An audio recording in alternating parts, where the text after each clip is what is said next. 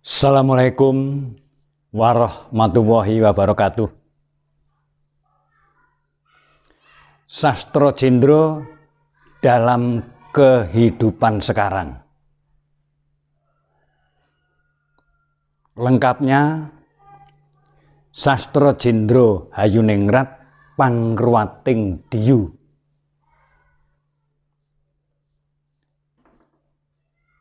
Wedarannya Sang Resi Begawan Wisrawa di saat merupakan duta dari putranya Sang Prabu Danapati.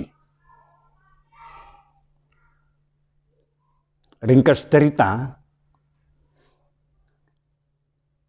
Begawan Wisrawa sudah melamar di Alengkadirojo, tempatnya Sang Prabu Sumalirojo. Karena beliau minta diruat, sudah tidak sanggup lagi menjadi raksasa. Dengan kesaktiannya Begawan Wisrawa yang ibaratnya manusia setengah dewa, akhirnya Sang Prabu Sumalirojo bisa diruat menjadi manusia biasa,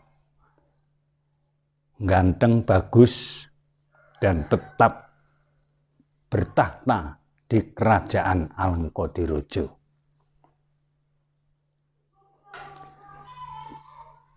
Karena Dewi Sukesi itu banyak yang melamar, Atmaja putri dari Sang Prabu Sumalirojo dengan sayemboronya, siapa yang bisa medharake Sastro Jendro Hayuningrat akan menjadi suaminya.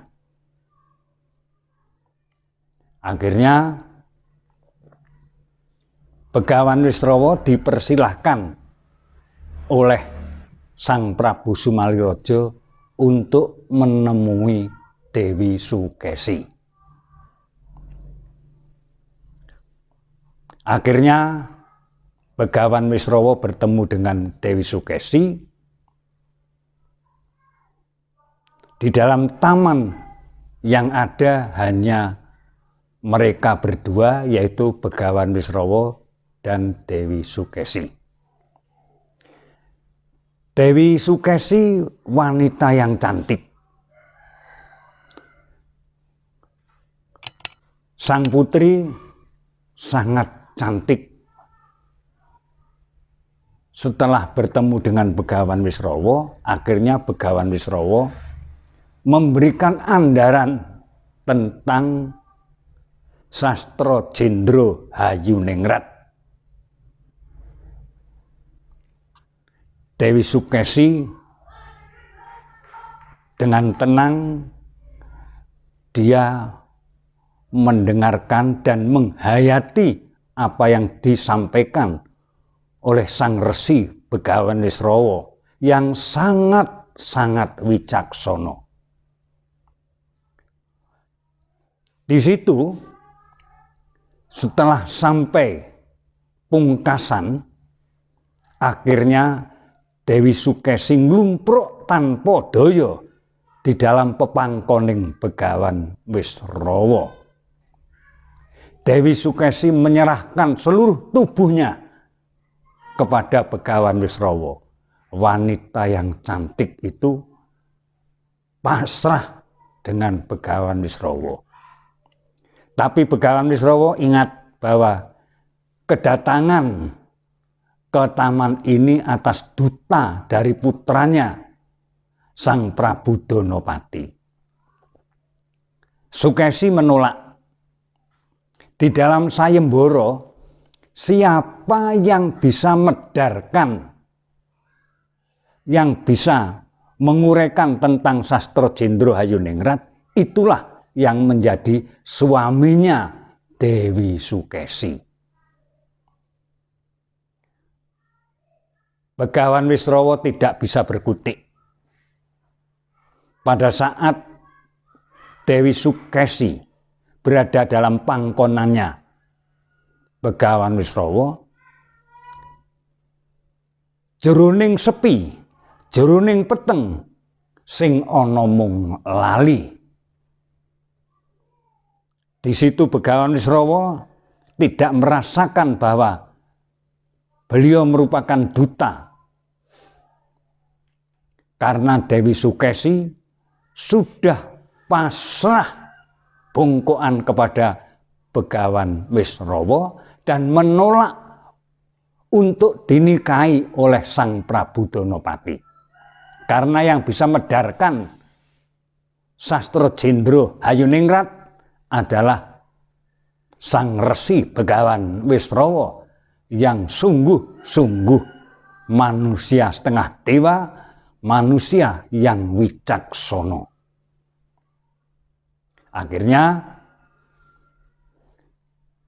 Sang Prabu Sumalireja melihat suasana yang seperti itu, dengan rela Sang Prabu Sumalireja yang telah diruat, yang tadinya berwujud raksasa tapi sudah menjadi satria, akhirnya menyetujui bahwa yang menjadi suami Dewi Sukesi adalah Begawan Wisrawa. Perjalanan hidup Begawan Wisrawa dengan Dewi Sukesi sudah berjalan dengan baik. Akhirnya Dewi Sukesi mengandung dan melahirkan putra pertamanya. Betapa kagetnya, lahir wujud yang tidak lumrah. Dia anak pendeta dan anak wanita yang cantik, tetapi lahir bayi saja berpaes yang tidak lumrah. Mukanya ada 10, tangannya banyak sekali. Akhirnya Begawan Wisrawa hatinya sangat nelongso.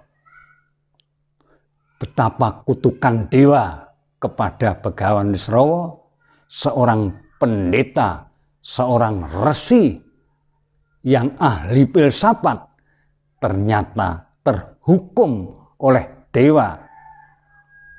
Punya anak pertama saja seperti itu. Wujud yang tidak lumrah. Perjalanan waktu, akhirnya Begawan Wisrawa punya anak yang kedua. Anak Begawan Wisrawa yang kedua lahir raksasa. Betapa susahnya. Begawan Wisrawa melihat bayi yang kedua adalah raksasa.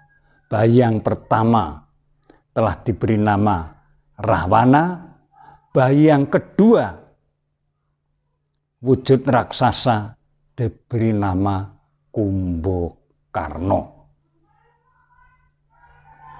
Begawan Wisrawa benar-benar seperti ada tekanan dari dewa, dia merasa bersalah. Perjalanan waktu punya anak lagi, yang ketiga, lahir Sarpa Kenaka, wujud raksasi, buta wadon, rupanya jelek, mempunyai kuku yang panjang. Oleh sebab itu diberi nama Sarpa Kenaka. Kenaka adalah kuku, sarpa adalah ular. Jadi dia seperti raksasi yang berbisa. rupanya jelek, tidak sewajarnya seperti manusia biasa. Disitulah Begawan Wisrawa merasa seperti terhukum oleh dewa. Pada saat itu Begawan Wisrawa termenung dan dia menghayati apa yang telah dilakukan. Ingat bahwa dia merupakan duta pengelamar dari putranya, yaitu Sang Prabu Donopati. Perjalanan waktu, Begawan Wisrawa yang sudah beristri dengan Sukesi akhirnya punya anak lagi. Anak yang keempat inilah jumbuh seperti citraning Begawan Wisrawa. Wajahnya bagus, tanpa cacat, persis seperti pasuryannya, seperti citranya Begawan Wisrawa. Begawan Wisrawa merasa bersyukur terhadap dewa. Mudah-mudahan perjalanan hidup akhirnya punya anak yang terakhir. Akhirnya diberi nama Wibisono, lengkapnya Gunawan Kunto Wibisono. Mudah-mudahan putra yang keempat ini bisa memuliakan orang tuanya dan seluruh putra-putra Begawan Wisrawa yang sudah lahir dan bisa sebagai duta di dalam alam ini. Kita tarik dalam kehidupan sekarang. Sekarang ini kita menghadapi pagebluk Mayangkara. Dulu telah ada tata cara nenek moyang kita di depan rumah diberi padasan. Orang yang datang cuci tangan, raup, dan sebagainya. Pada saat itu telah berjalan orang tua kita, nenek moyang kita, seperti itu yang dilakukan. Jadi, karena Begawan Wisrawa terlalu sumengko pengawak brojo, dia melihat citraning Dewi Sukesi tanpa sadar bahwa apa yang dilakukan itu adalah tergesa-gesa, akhirnya ya seperti yang dilakukan oleh Begawan Wisrawa. Bayi pertama wujud manusia yang tidak lumrah, juga punya siung pengapit, mukanya saja 10. Bayi yang kedua raksasa yang besar. Bayi yang ketiga raksasa putri wadon yang diberi nama Sarpa Kenoko, kukunya panjang-panjang, dia punya upas, dan setelah yang keempat lahir yang keempat adalah satria yang sesuai dengan citrane Begawan Wisrawa. Jadi nenek moyang kita sudah memberi teladan bahwa kita akan masuk rumah harus cuci tangan, harus bersih-bersih, nanti tangannya digarang pada api di luweng kalau di dapur, dan juga kakinya juga digarang di api. Jadi semuanya itu harus bersih. Pulang dari manapun kita harus cuci tangan, cuci kaki, raup, dan akhirnya kita garang di dalam luweng. Kalau pada waktu dulu pakai luweng yang ada apinya.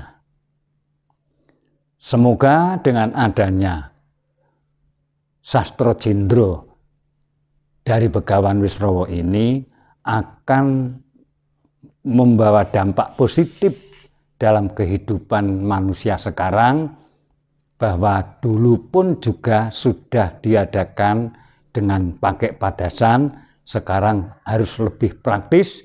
Monggo kepada warga masyarakat untuk mengantisipasi segala hal, untuk memutus virus, monggo dengan kita cuci tangan yang bersih, pakai sabun dan air yang mengalir.